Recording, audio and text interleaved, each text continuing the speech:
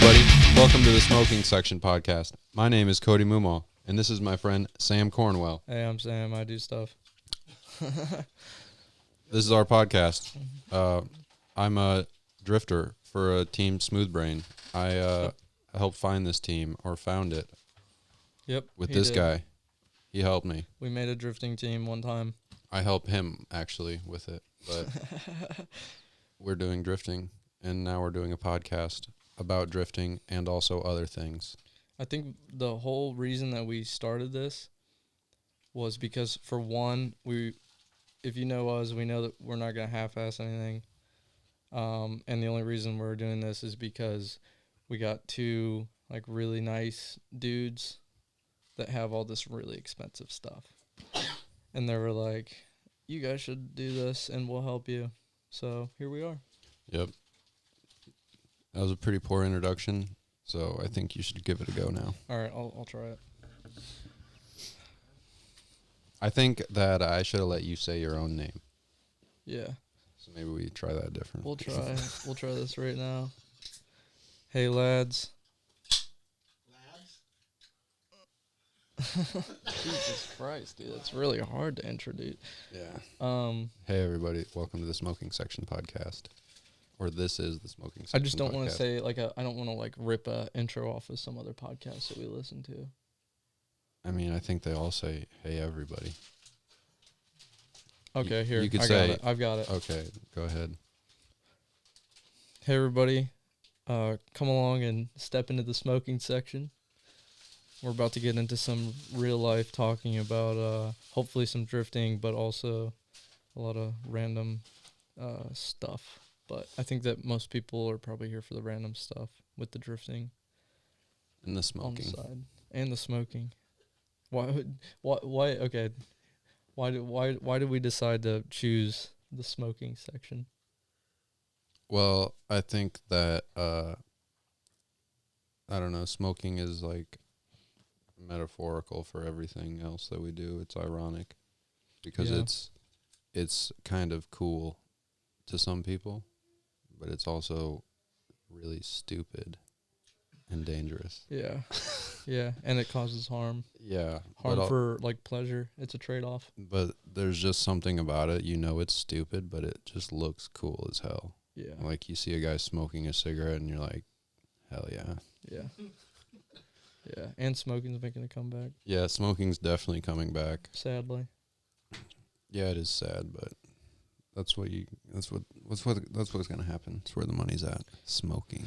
Dude, you forgot the one liner for the beginning. I did.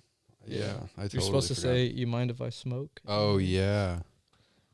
That is how we bring it in. It's supposed to be the intro, and then I say, "Mind if I smoke?" That's it. Or it's supposed to be the intro, and then I say, "Can I smoke in here?" Yep, exactly. Yeah. We got actually a pretty sick studio. Carl set it up. This is actually, believe it or not, this is, you probably, if you follow me on Instagram, you've seen my bedroom. This is actually just a perfect recreation of my bedroom. Yeah, you've seen Carl's studio apartment. You've seen Mr. Beast do it, and now Carl Wright has done it before your very eyes. A perfect recreation of Sam's bedroom. Yep. In Carl's apartment. Yeah, and it's a pretty chill spot. And there's stuff on the walls, memorabilia. Yeah. All exact replicas too, because all this same stuff is still in Sam's house. I was just there before here. Dude, it's literally the exact same. I'm actually tripping out. So this is where we'll be filming our podcast, right? Hopefully all stays here. Yeah, I think so. We could go on. These dudes, this is all modular, I'm pretty sure. So. Yeah, we could take this setup on the road if the people want it. Do some garage podcasts, some poolside podcasts. Yeah. If you know Team Smoothbrain, you know we get down on the pool parties. Yeah. And I feel the one thing that was when they kind of came to us as a, hey, we could do this if you guys are interested. The selling point for me was I listen to a ton of podcasts. I love podcasts. I listen to podcasts more than I listen to music, and I think it's similar for you. Yeah. But a lot of the like really good drifting podcasts, like if you listen to podcasts all day, like let's say you're waiting for that episode to drop, a lot of the times there's a lot of dead time between. Like I know, like for example, the Faction podcast, the Goodest Cast, blah blah blah. There's a lot of dead time in between. So like once you rip through that 3-hour episode or 2-hour episode that they release, you don't have anything else for a week. So like even though I know that there's 4 or 5 drifting podcasts, it seems like there's room for more, and it's not like, hey, I want to get a piece of the cake, but it's like there's enough for everybody. I know that there's a problem here that I'm going through where there's not enough content drifting related. So if there's no content being made, that either means that there's an opportunity for content to be made, or you're going to be the idiot waiting for content to be made. So here we are. So yeah, I agree, especially when a lot of the content, there's like an oversaturation of like shorter form content. There's tons of people trying to just film YouTube videos, vlog style YouTube videos, just do Instagram reels. There's no one there. Well, there's people out there doing it, but there's not enough. It's not a saturated enough market where people are sitting down and talking about drifting and the things that come with it. Yeah.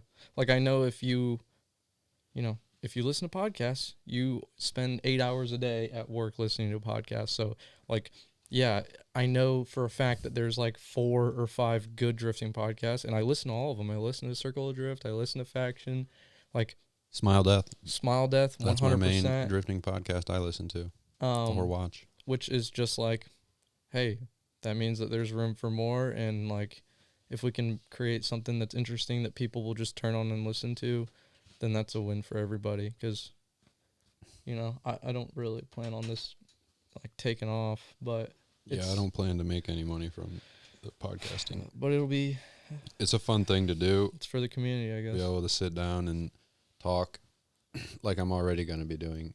And yeah, we already talk like a ton. That was also the part of it. Yeah, I'm sure there's tons of people that maybe could maybe wish they were listening in on our conversations that we were having. So now's their chance to do that. They'll be able to hear what we say. Yeah.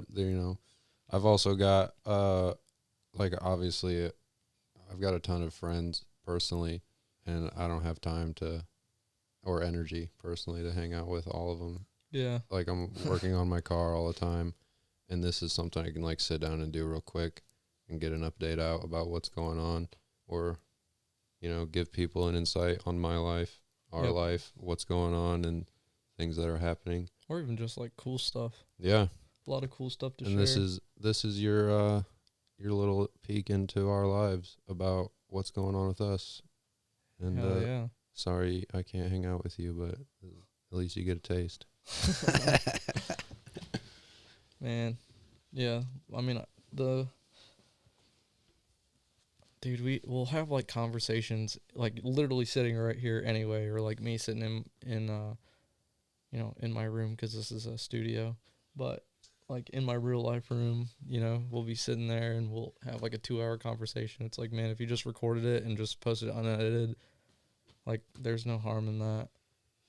There could be. Some people will find harm in there's people who are going to find harm in in anything you say, but I mean, we've been down that road of people finding harm in us saying things when we were just trying to say what we want to say. And that's going to happen no matter what you do, no matter what you say. So you just don't care about that. Just say what you're going to say. If we're going to start getting into that, we might as well start getting into it. Yeah, we could get into that first podcast episode and we get right into that. I don't want to. Yeah, so let's get into some politics. Yeah. I'm just kidding. Not right away. We'll save that for episode 69 or something. Yeah. Yeah, hell yeah. We'll wait for someone else to bring it up. We're definitely going to be having guests on this podcast, just not right away. We obviously want to feel it out for ourselves first, and for anyone that doesn't know us, get a chance to know us a little bit at least before we start bringing on other people and start getting to know their story and know a bit about them. Well, let's rip into it, dude. Let's rip into it. You first. Okay, me first. You've got less of a history to go on, so I'll let you go first. Well, Well, let's just start ask me from something. the very beginning, boy. I guess. Let's like at least get into the small stuff that matters. Like, how did you grow up? Like, how was what Okay. was your family life like when you were a kid? This is interesting, actually, because, okay, so, I guess I grew up with 3 brothers, 2 sisters, so 6 in a family, and just honestly, like a lot of reckless fun, riding dirt bikes, ripping around, snowboarding. I mean, you name it, go karts. That's kind of like where we started the. Hey, I kind of like how the oversteer is, but I didn't know what oversteer was. All I Right. knew, I mean, I think I actually probably called it drifting, which is crazy.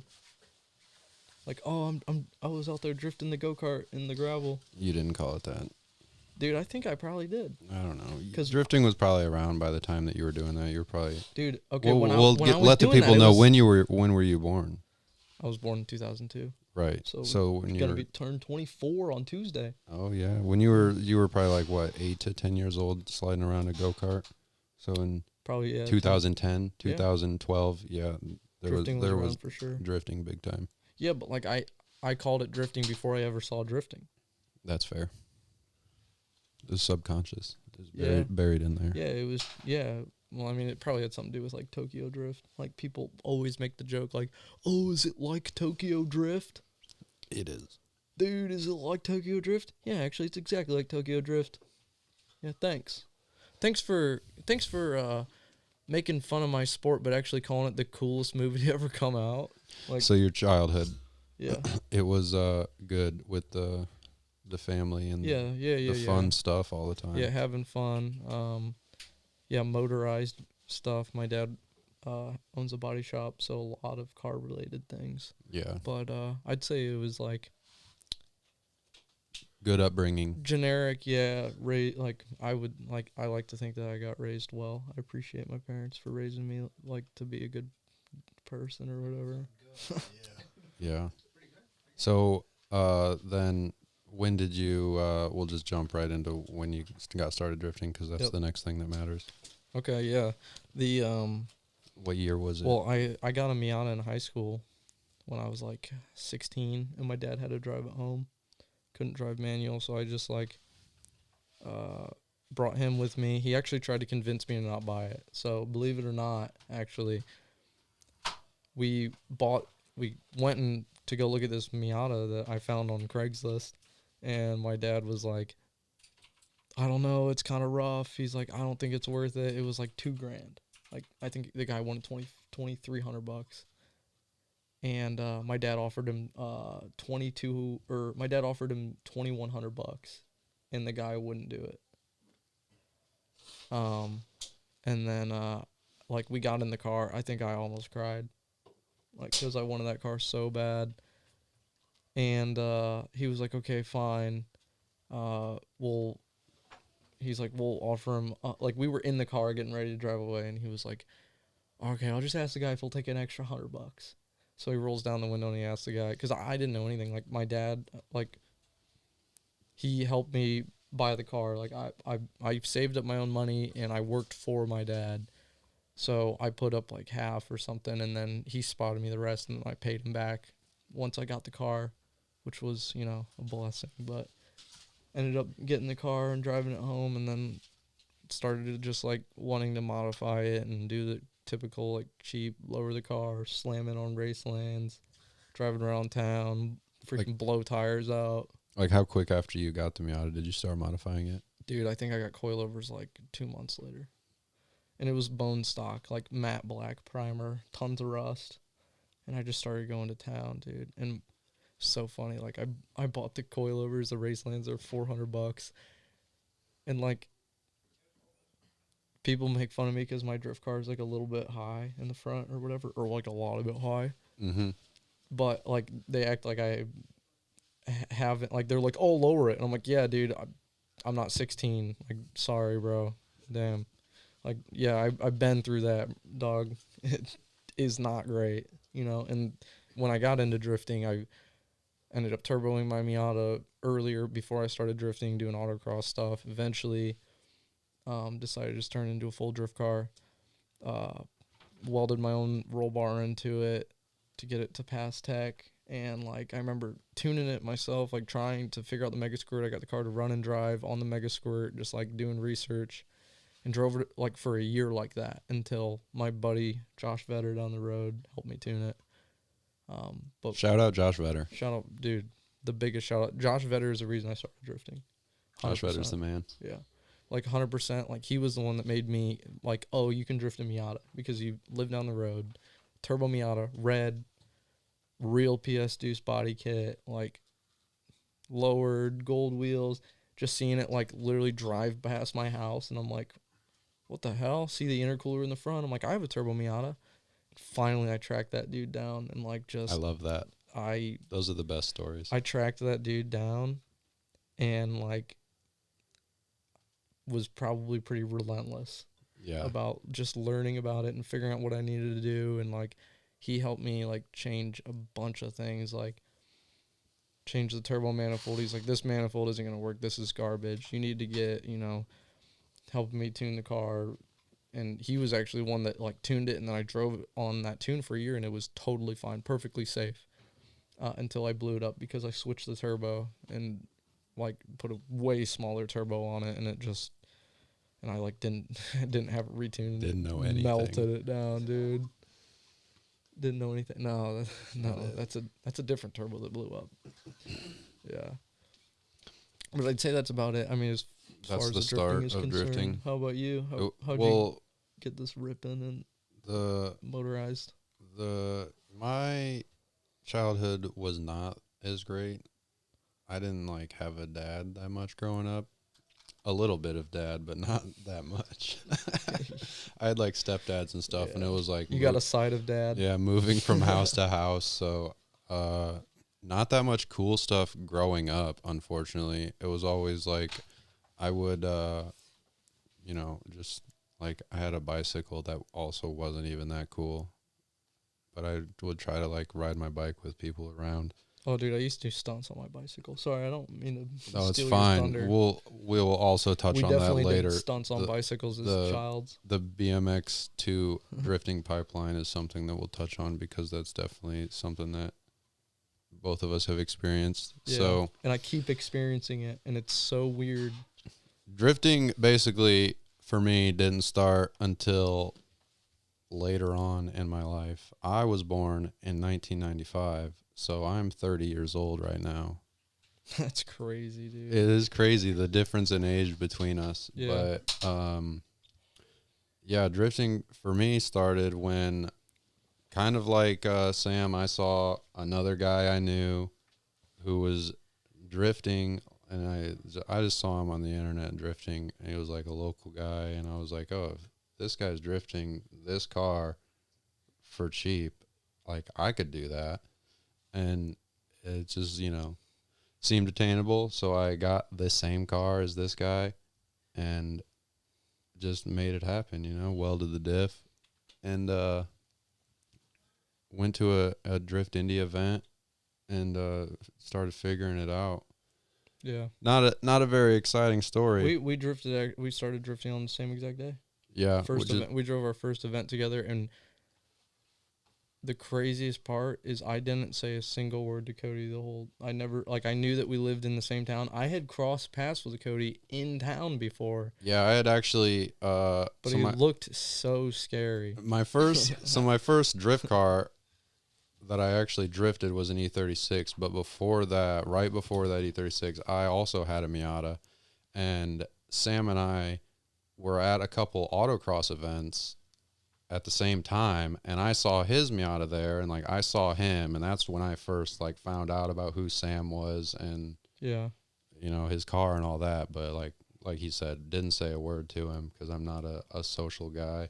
Right. So it was... But here you are. Yeah, we had seen each other around, and it took multiple, like, encounters for us to actually talk to each other. Like, I think we went to probably 2 drift events. Dude, the same for events. Sure. Yeah, for sure. Before we'd ever talk to each other. Yeah, which is so, like, I remember, like, seeing you crash your car drifting and being like, idiot. Yeah. Yeah, I crashed my first event. It was like tell us about your first crash. Then. 8 laps. Yeah. So my first event, I took my basically stock E36 to Drift Indy. It was like a welded 293 with coilovers, BC coilovers, and that was it. Yeah. And everyone that's driven at Drift Indy knows about the drain. Yeah. But the drain isn't really like, it's not exactly something that they tell you about beforehand. Yeah. It's just kind of one of those things that you have to either find out about or you know about it. Well, I feel like it wasn't a big deal back then. Like, I don't remember people hitting drains, and now, like, it seems like... I feel like after I hit the drain, I noticed a bunch of people hitting the drain. Yeah.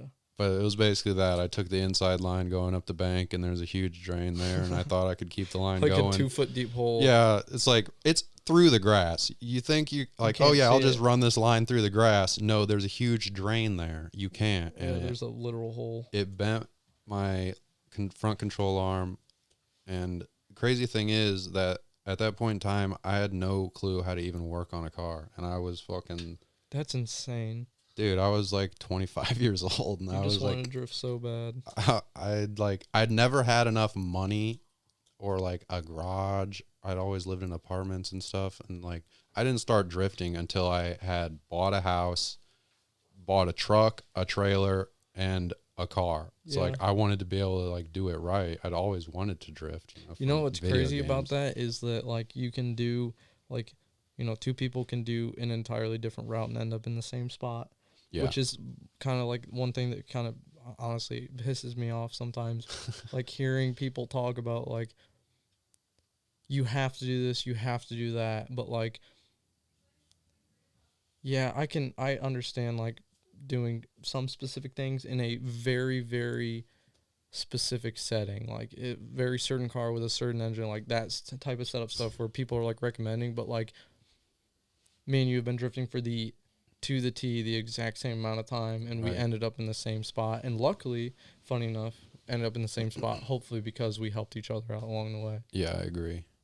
I think that if I was on my own and you, like if we had never crossed paths, I think that like you would probably be like, I would be way less well off. I think you probably would be not as well off, but definitely better than me. Because like you have resources that I don't have like on my own, because like obviously your dad owns a body shop, so that helps out a lot. But like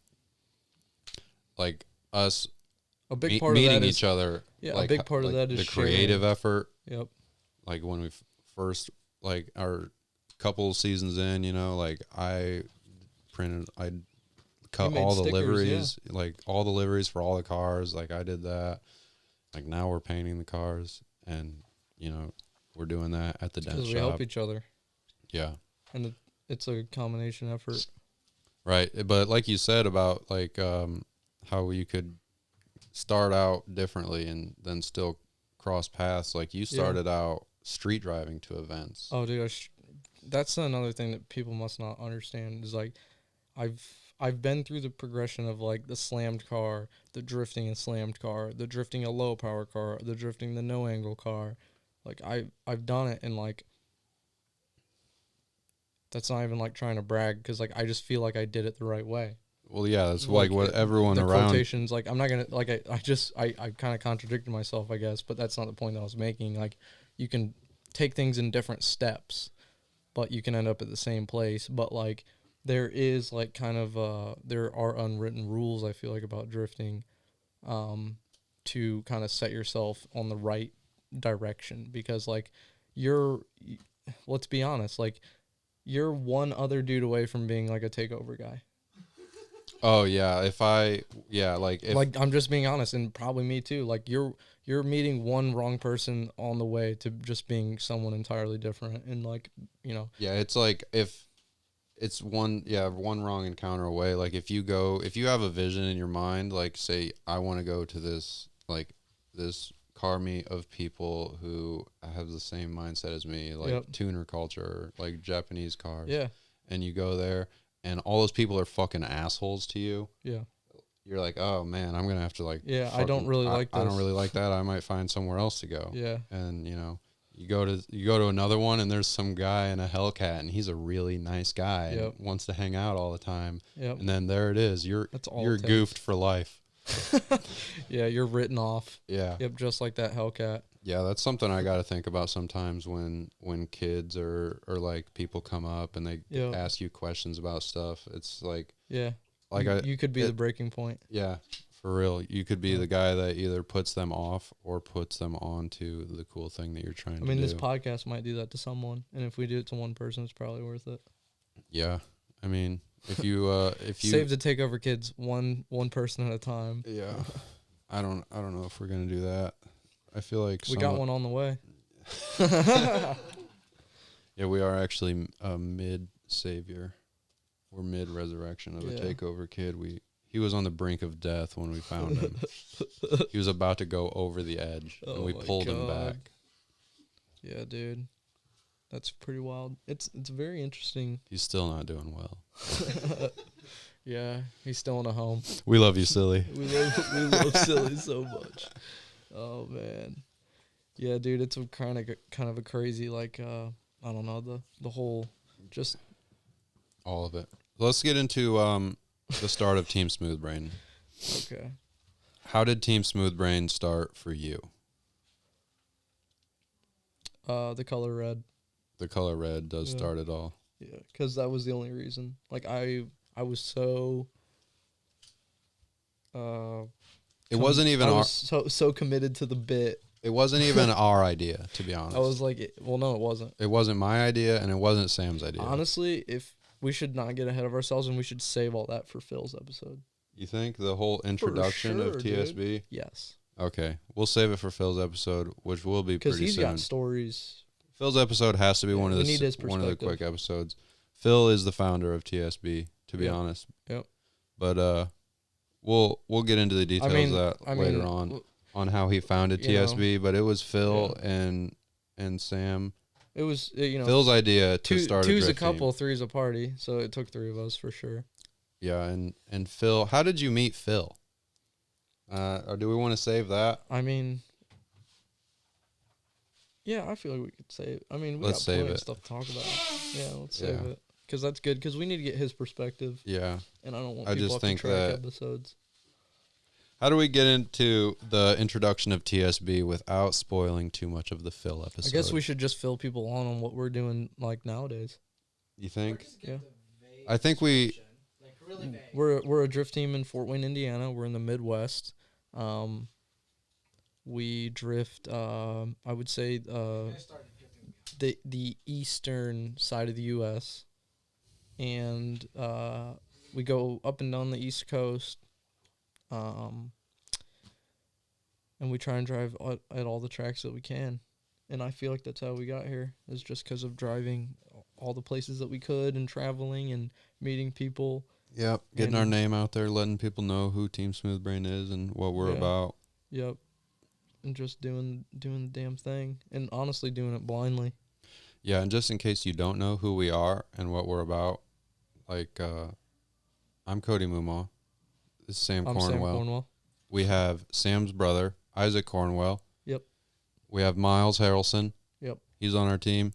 He drives E36. We have C Daddy, Colton Schroeder. He drives E36. We have Gavin Hiltz. He drives E36. Yep, Gav Bob. God, I love Gav Bob. We love Gav Bob. You'll get an episode with all of these guys. For sure. You just have to wait. They have to wait their turn. We're not doing all of them at once because we've seen that episode. Yeah. Go back and watch the Faction podcast. Shout out to the Faction podcast. You should finish our episode respectfully, and then directly after go straight to the Faction podcast and either watch our episode or just watch anything from them. Yeah, the Faction is great. Yeah, and they do like way better talking than us. Is that it? Did I leave anybody out besides Seth? Seth, you gotta tell him. I mean, Seth is on the team. He just currently doesn't own a drift car. He's on a side quest right now. But Seth will be back. Yep, he's on a mission. Yeah.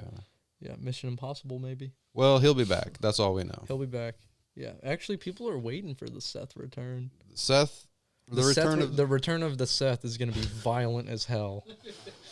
Return of the Seth is highly anticipated. The earth is going to shake. One, because that dude is a literal, like, what are those things from Lord of the Rings? The big guys? I never saw that movie. Have you guys seen Lord of the Rings? No, just the things from Mordor.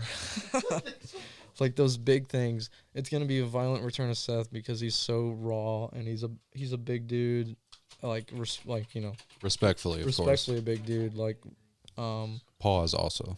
But his driving style is like. It's really good. The only thing that I could like compare it to is something you would see not in this country.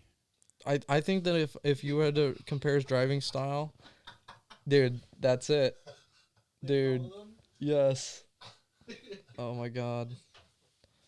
That's the thing. Much prettier face. What's it called? Golem? No, that's not it. Golem is the little guy. This is it then, huh? Yeah. The troll? Yeah, troll. 16-foot That's tall a different TV thing. troll. Okay, we're going on a tangent here. Yeah, let's get off Lord of of that. the Rings, Jesus. Don't watch your metaphors. But what I was gonna say about Seth was that the only thing I could compare his driving to is like a mountain eating an antelope, or a mountain lion I meant a mountain lion eating an antelope. Like, he's chasing you down and he's probably gonna try and break your legs, and like eat your rib cage from the inside out. Yeah, I would describe Seth like that. Yeah. Yeah, quite violent. His driving, anyways. Yeah. He's otherwise a pretty chill guy. Oh, one of the nicest, like well-spoken dudes. Straight. He's up a raw. man's man. Yeah, he Seth is a man's man. He's a man's man. Can't wait for the Seth episode. Yeah, that'll be good. We'll probably do the teammates episodes in order of origin. Introduction, chronological order, I think would be the best way to do it. Yep. For everyone's sake. Yeah, but we'll cover all that because that's some good stuff. Yeah, we'll There's have plenty to go for you guys if you want to tune into that. I guess we could get it. Should we just get into the pipeline? The BMX to drifting pipeline. Yeah. Because I feel like a lot of people get that. Yeah, I mean, but it's kind of crazy because I just keep seeing it. Like, it keeps coming up. I'll go, ride my bike somewhere, or, at Ray's this weekend, I met a dude that, like, funny enough, the dude literally, like, we were just, like, hanging out, riding, I think the Resi or something, and he was like, oh, man, riding a dirt jumper is like drifting a Hellcat. And I like looked at him and I was like, what do you know about drifting? And he was like, oh, I got an E36. And I was like, oh, okay. And I was like, this is going to go one or two ways. This guy either does donuts in an intersection or something else. And he was like, I got a cage kits on the way. And I was like, oh, okay. Yeah, bro, you know what's up. But yeah, it's kind of weird. I just like the carryover of not only the people, but like also just the skill, like, portion of it, and the progression of like drifting. Just like BMX, it doesn't discriminate. It doesn't care who you are. It doesn't care where you came from. That rail doesn't care if you got work on Monday, and the same thing, that wall at the track doesn't give a damn if you got to drive your car on Monday to work, Mm-hmm. Like, yeah, get it or get got type of raw sport. So how did BMX, like, transport you into drifting? In what ways? Like, what aspects of BMX carried over for you? Well, should we talk? The funniest thing is that I did drifting before I did BMX. Yeah. I mean, I think that I technically did too, because when I was a kid, I never, like, obviously thought bikes were cool, and I had bikes. Yeah. And, like, wanted to have the coolest bike, but, like, couldn't afford it, and hung out with other people that were on bikes, but I wasn't, like, doing tricks and stuff. Yeah, I did a ton of bike riding as a kid. but never any like tricks or anything. Hit the extreme ramp. The extreme. Oh yeah, the X Factor ramp. Yeah, the X Factor ramp. Yeah, that's what it is, dude. Yes. Hold up a picture of the X Factor ramp. So for like for me a lot of the style from BMX carries over into drifting, like in not only like. This is going to be an interesting riff because I have a point to make directly after this, but go off, twin. You can, like, obviously you can have a cool looking bike. You can have a cool looking car. Yeah. You can have a shitty looking bike or a shitty looking car, whatever. Mm-hmm. You can also be really good at riding your bike, and you can also be really good at driving your car. So, like... Thanks for stating the obvious, Cody. You're killing that. I mean, for me, it's like I am not that good at riding my bike, but I still want my bike to look cool as hell. Right. No matter what. Yeah. And I'm kind of the same way with my car. Yeah. Like I don't care really like how well I'm driving. I still want my car to look good. Like I'm obviously a better bike rider or better car driver than I am a bike rider. Yeah. But other people can view it differently, and they could not care how their car looks as long as they're driving, well. They could not care how their bike looks as long as they're riding good. Yep. And people could see riding a bike and drifting. Like, I don't care how that guy's bike looks. He's he's riding really well. Yep. And I feel like it's easier to see that. Like, I don't care how that guy's bike looks. He's riding really well. Yep. People can agree with that way more than I don't care how that guy's car looks. He's which driving is really well, interesting. which is crazy. I don't understand how you can make that. But point. do you think that maybe it's because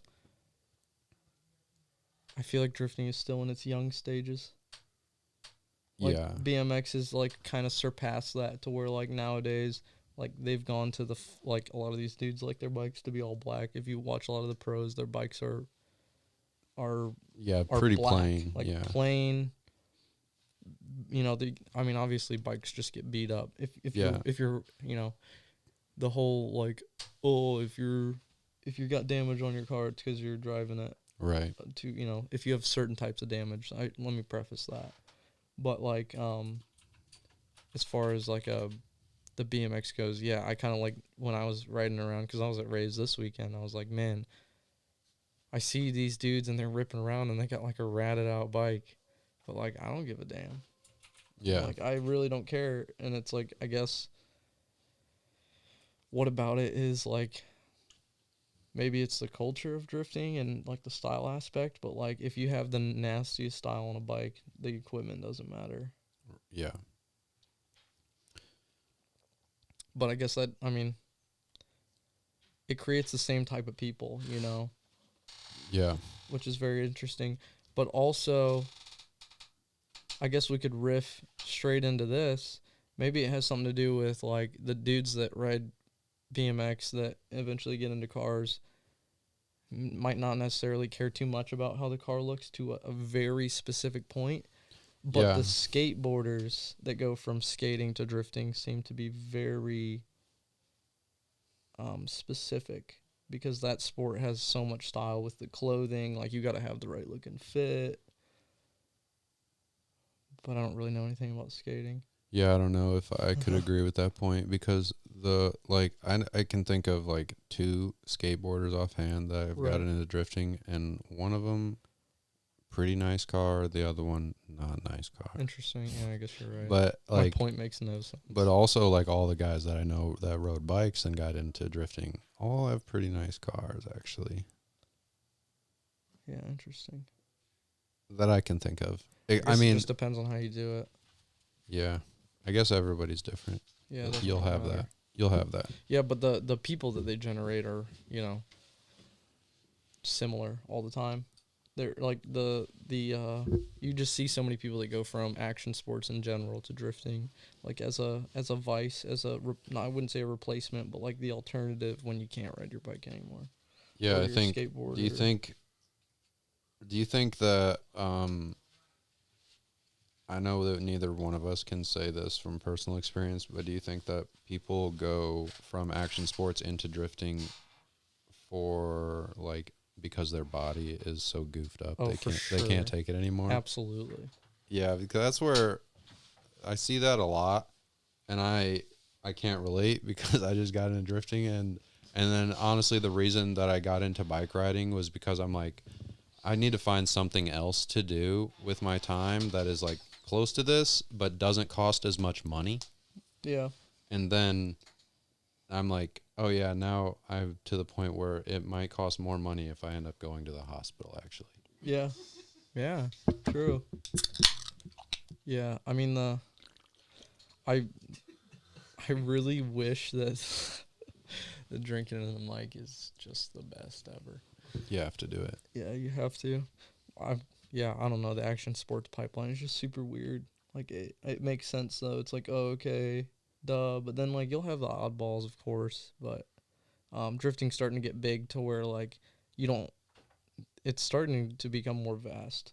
Like not everybody that drifts is necessarily coming from action sports background. Like you see a lot of dudes that are just Well, I think that the American drifting has scene been is becoming around big. long enough. Yeah, the scene is big enough now to where people see that at a young enough age, and that's what they want to do. Yeah, You see that's true. the kids coming up on the Yeah. sim and everything. Yeah, and especially because now it's starting to be everywhere. So like you might not necessarily need the BMX pipeline to take you to drifting. You can just be straight into drifting off the bat, right. which I guess that makes sense because that's where I was at. Yeah. Like for the most part. Yeah. When did you first when did you first find out about drifting? Probably playing. Well, I used to play FR Legends a lot. Really? Yeah, FR Legends was like the same era as like Forza Horizon 3, which was like the next best drifting game from Yep. Forza. That's where I besides got my Forza start. 4. Yeah. Was Forza Horizon 3 or not? No, it was actually on Forza 4. Yeah. Forza Motorsport 4. I don't remember what year it was, but crazy enough, Bo actually. Yep. Bo put me on to drifting on this game. Yep. And it was pretty sick. That's when I started learning about drifting, and I played tons of drifting video games from that point on. Yeah. Yeah, I think it was mainly video games, I'd say. Like I like watched, like my dad had Tokyo Drift on DVD, so like we watched that as kids. And that was like a cool thing, but it wasn't like I didn't know that it was obtainable. Yeah, it's different. Like, I mean, even it's different. Like just watching it from like doing it. Even like doing it on a video game, it's like for me, it's way more inspirational to do it on a video game than just to watch it. Yeah.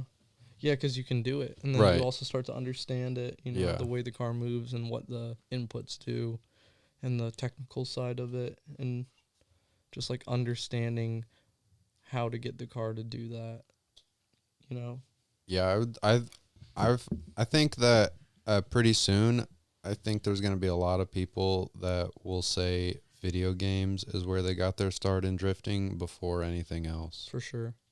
Well, dude, when I started drifting, it was like Hoonigan, and then like Forza Horizon 3, the Torque Stallion came out, and it had an angle kit on it. Mm-hmm. And it was like, oh, this is a real drift car because it came with an angle kit. Like that was the first car in Forza to ever have extra steering lock.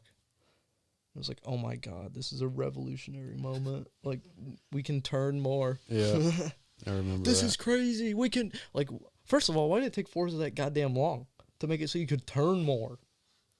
Who knows? You'd have to ask them. And it sucks too, because like that game sucks now. Yep. There's still a lot of people playing Forza, but it's definitely not. I wouldn't say even top 3 drifting games. Yeah. In that sense, though, how did video games help you to get better at drifting? I don't think. Well, a lot of people will accredit some of their drifting skill to Assetto Corsa, but for me, I could not play that game until I learned how to drift in real life. I had been drifting for like 2 years, and I had a sim set up the whole time and just sucked at drifting. I couldn't do it. Yeah. I would like try to get online and play with people, and I couldn't do it. And it took like just an off season after like 2 drifting seasons. Just one off season, I sat down and just sucked for 2 weeks straight. Yeah, but that's what it takes. That's what you have to do. I tell everybody, like they're like, "Oh my god, what settings do I have to change?" I was like, "No, you just have to suck for like a long time." God, dude, you're gonna make me do a backflip. Minimum like 6 hours game time of sucking. The last thing I ever want to hear when I get into an Assetto lobby or like a Discord with a bunch of people is like someone being like, "Yo, so like." What's the setup?" And it's like, dude, we've driven these cars 50 times, and every track we drive, we've driven 50 tracks with these cars, and every time the setup has never changed. It's always press the steering wheel button and drive it. Yeah, for like most of the time. Like if, like especially the packs nowadays, you can drive them out of the box. And if you can't drive them out of the box, you need to learn how to drive them out of the box before you start making changes. Yeah. Because like setup is not like... I'm not a big Assetto nerd. I'm also not really like... I'm a casual. Yeah, like... I'm still a casual. But play it. Speaking on that, Assetto did help me get better in drifting. Just like the off-season time, the practice that you can get, obviously no repercussions. When you crash, you don't have to fix it afterwards. Yeah. Yeah, and I mean, dude, our whole team progression relied on Assetto and having it as a tool to like drive together, learn how like people are gonna drive. That's definitely helps. And like some people like I've heard like people say it's cheating, and it's like, okay, yeah, bro, like what do astronauts do? What do like pilots do? Like the best pilots, the best astronauts, like simulation things are going to become like an insanely important part of learning, I feel like, just because since it's gonna be a thing that starts to get cheaper and more obtainable, like it's gonna it's obviously already playing a big role in like who is making big moves in drifting, quickly. Right. I agree. Yeah. They're doing it in the NASCAR big time. But they're like all these sim kids, and it's like, yeah, dude, sorry your motorsport like is progressing insanely fast. That like like all those dudes from 05, like they're like, oh, I don't even want to say the dudes from 05. That just makes it's a old head. It's a bad take to be mad at anybody who's good at anything. Yeah. Because they're better than you, or they got an earlier start, or they had more opportunity. Bad take to be mad at them for being good. Yeah. Yeah, or like just like people using their resources, like I don't know, dude. Like you look, I mean, we can just keep going. We could talk about Hayden Deegan. That dude's got the most resources in the entire world right now. He's the best motocross rider, like in my opinion, for it all like adds in up. America. But you can't be mad at him. You can't be mad at him. You can't like. It's like the same thing. That's the thing, though. Like that's what I'm saying. Like these types of motorsports, they don't discriminate.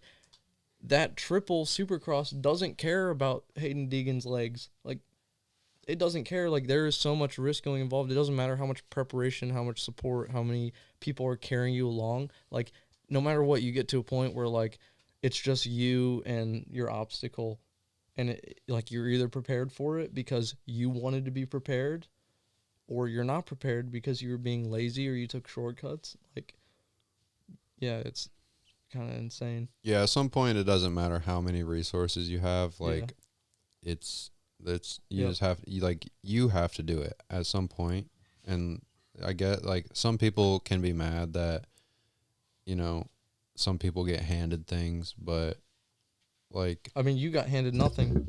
Yeah, I got handed like I basically like worked for everything to get where I'm at, and no one helped me out besides, my team, but like to get started, no one helped me out. I had to figure it all out. Yep. And like when it came time to do it, I sucked at doing it. Yeah. Still, but I persisted and got better. Yeah, hey, got to see it through, my boy. Yeah, but I'm like I'm not mad at another guy whose dad bought him a drift car at 16 years old and Right. he's killing the game because he got an early start at it. Like I'm not mad at that guy. I'm like hell yeah to that guy. Like Yeah. you can't be mad at him. I would have taken that same opportunity if I had it for sure. Yeah. So like that's another bad take. You can't be mad at that guy. Yeah. Yeah. Yeah. You definitely can't be mad. You shouldn't really be mad at anybody unless they're like quite obviously trying to ruin something for somebody, which, you know, Yeah. that's a topic for probably another day. That's definitely a topic for another day. Yeah, I feel like the whole I don't know, it's just kind of funny. Like no matter what, if you care enough and you work hard enough, you can really, you know, make it happen. I saw you do it, and like also, you know, when you do like start getting the grip of things and figuring things out, like it should be your due diligence. Like that's part of the drifting the motorsport that people all at, is the fact that everybody's like mostly willing to help each other. But I also you know, to an extent, I feel like we're starting to like, because drifting is growing and you're seeing all these different types of people come into the motorsport, like we're getting to a point where like some people aren't super willing to help. Yeah. And they take it too seriously, and they're just like, you know, they want to win. And I guess that's a competitive side of it. But like, it's funny kind of seeing how it's going to grow. And like, just from when I started 6 years ago to now, and going like, okay, we're kind of losing some of the things that we had when we started. And I don't really see it as a bad thing, but like, there's going to be growing pains, I guess. Yeah, I go back and forth with that a lot. The whole gatekeeping thing, like, Right.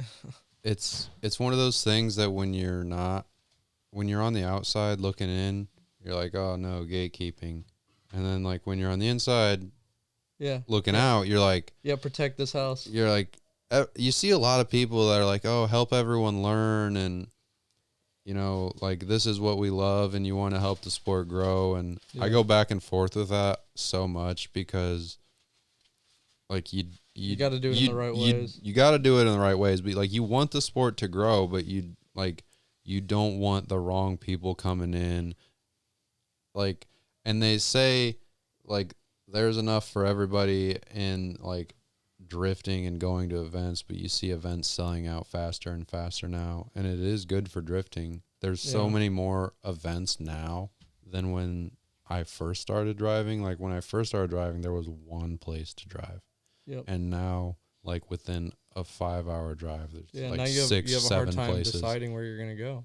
Yeah, but it's still like no one's having a hard time selling out events. They're packed everywhere you go. Yep. So I don't think there's any. The demand is there, but the supply is also there for drifting the right supply now. is also there. Yeah, and that's why, you know, obviously it started to take off. I hate, like, I feel so cliche that we talk about drifting in that way because we haven't been around it for super long. Yeah, we've not been around drifting for very long, but I feel like we got into drifting right when it started to take off, like right when a bunch of other people also started to get into drifting. Like, which I feel like that's why we should grasp our opportunity. Yeah, you like know? the drifting was like right, like starting to take off when we got into it. Like, just I remember it more went, than it was. Yeah, it like, went from it went cheap from like events, kind of going like at a steady like slight incline to just like shooting way up in popularity around like COVID time, I think. Oh, 100%. Yeah, well, dude, you bought your car because you got a COVID check. That is how I bought my car. Thank you very much, Joe Biden. Yep. And I probably, I mean, that was like the perfect time of like you were at home and you're like, oh, I could do this and I could play with my car in the garage. Yeah. And then, you know, put on this dumb mask and go drive at a racetrack.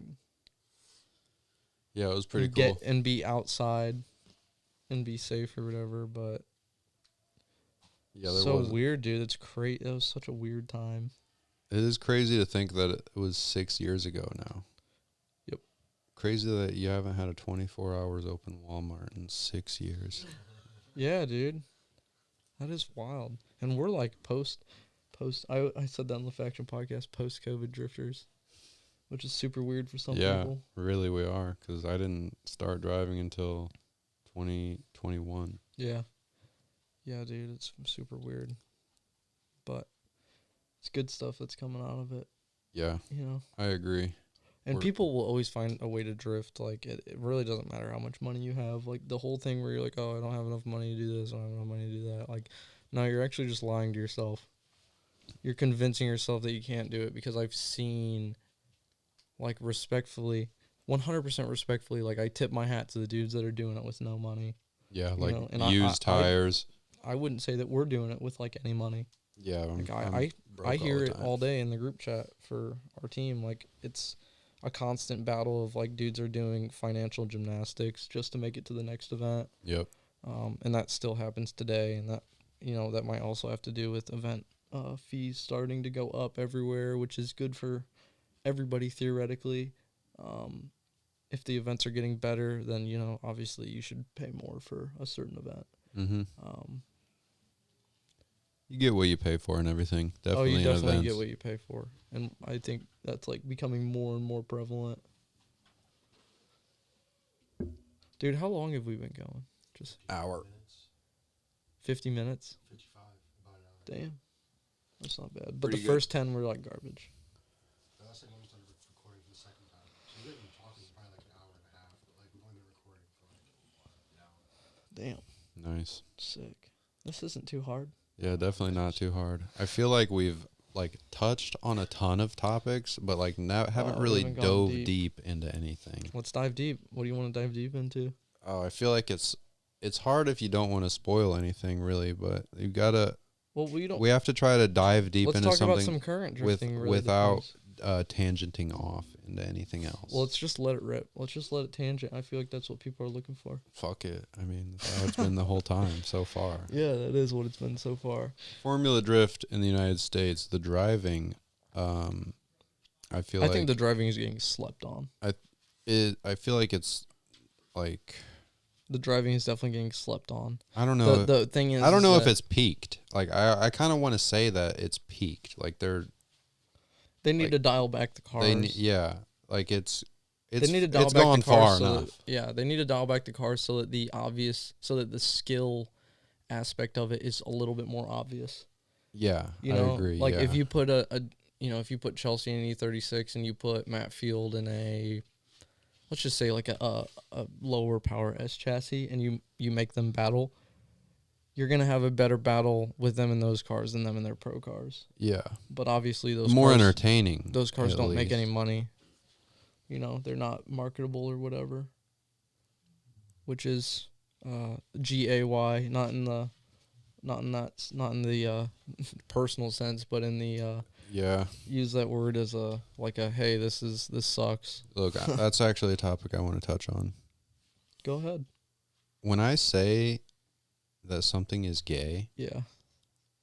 I don't mean that it's bad. For me, when I say it's gay, as a heterosexual man, I mean something gay is something I'm not interested in. Yeah. That's Yeah. like, that's fine. You're right. That's fine Yeah. that you do it, but that's not for me. You know? Like, go right ahead. Yeah. I don't hate you Hey, for it. double thumbs up, homeboy. Like, You know? that's just not for me. Like, I'm not gay. I don't want to do gay stuff. So, Yeah. But if you want to do it for like me saying your car is gay, like that's not me saying your car is bad, your car sucks, I hate your car, because that's not what I think about gay Yeah. people. That's just not for me. that's hilarious. You know what I mean? That's Yeah. that's where I'm at with the word. Yeah, I can't wait. Someone's where gonna I'm- clip that and ruin your life, brother. I don't care. I hope they clip it and I hope it goes viral, because I've heard tons of people say, "Oh, don't say gay when you're talking about something that you don't like or something bad." Right. Well, I'm Yeah. not gay, man, so I don't like gay stuff. So that's just God. it's like a metaphor kind of. It is a Like if you metaphor. say, "Oh, that's ass." Yeah. Yeah. That is true. Yeah, words have You could become mean that crazy. differently, because I actually love ass.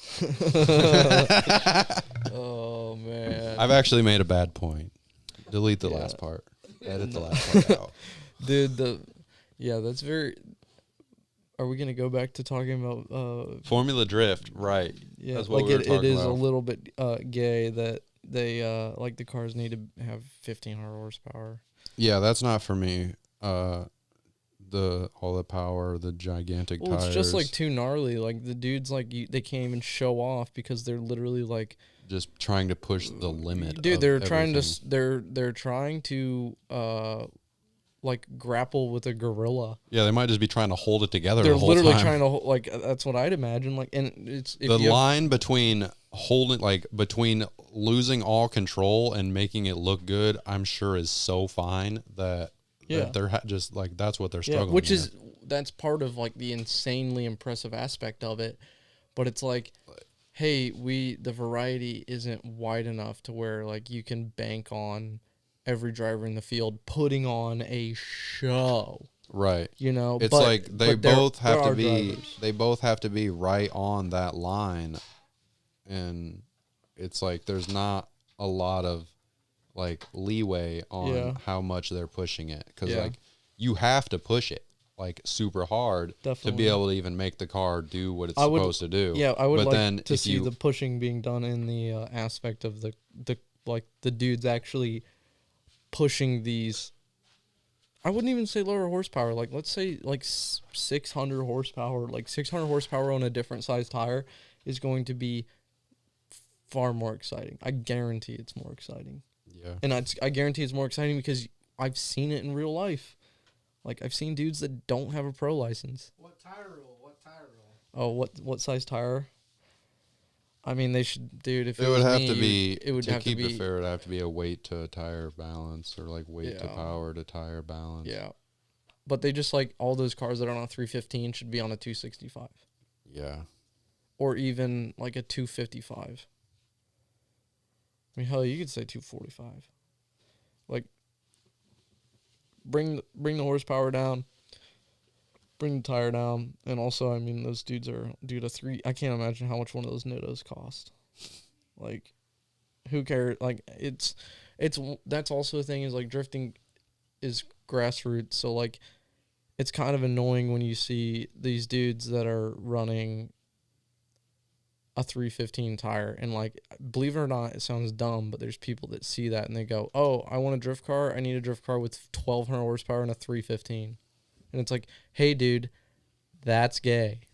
Like that's exactly the issue. Yeah, you don't need all that. You don't Yeah. have to. Like you should be showing off the drivers, not like, hey, look how gnarly we can make this. Yeah, I feel mean, like- I think I don't know. I feel like maybe to It has its spot, but like, man, why is it that we only have like one pro drifting like what do you call it, a federation? Do you remember in the LZ World Tour when they put guys in those Altezas and they made them battle? Yeah, it was the best. That is what they should do. Spec cars Yeah, dude. for Formula Drift. I've been saying this with Dan. It's like how they do Dan almost Sommer. all serious like racing, like NASCAR is like specced out crazy. Like Yeah, but it makes it so the drivers get shown off. right, exactly. It needs to be specced, and like Yeah, you could have NASCARs with going fucking 200 miles an hour around that track, but they like around every track, but they don't do it. the annoying thing about that, which would bring drifting into something else, is that people like the style, and when you have a competitive spec thing, like, for example, I was just about to talk a little bit about. I was talking to Dan Sommer, Danger Dan Hoonigan. Dude loves Miatas. He's driven pro cars. He's worked on pro teams. Why isn't there like a spec turbo Miata like drift series of like a top 32 with a NA or NB Miata with a spec engine, spec power, spec tire, and it shows off the drivers? But I guess the issue with that is that then like the whole style aspect, since it's spec'd out, people are going to be grasping at straws to get an advantage. And I don't think that would be a nice thing. Like, obviously the teams have to be doing that now and like pro drifting, but if you get to a point where you have this spec car and these dudes are doing like what NASCAR, you know, like kind of what they used to do, where like they're doing anything they can to get an edge. They're starting to soak tires. Like say goodbye to body kits. The best dudes are going to be getting an advantage because they're taking their body kits off, probably, or like Right. something silly like that. I'm not like that's kind of just like an assumption, but like you can assume that like the styling and the aspect of like, hey, this is a stylish sport and it should be enjoyable to look at, has now turned into like where, and I mean, you kind of see an FD, but like if it's spec where you have this certain spec car, like there's not going to be any personalization besides like, I guess, graphics, you Right. know? Yeah, I never thought about it like that. Yeah, which would suck a little bit. Like, would you rather have pro cars? Like, there are still cool looking pro cars. Like, would you rather have that or have dudes like being super mega losers about getting an edge over a guy just to win? You know? I think maybe we would just need They just need both. We need both, yeah. You need both. There needs to be just like more. Yeah. But it's so There needs to be a place where you can flex your insane race car. There needs to be an area where you flex your driving ability.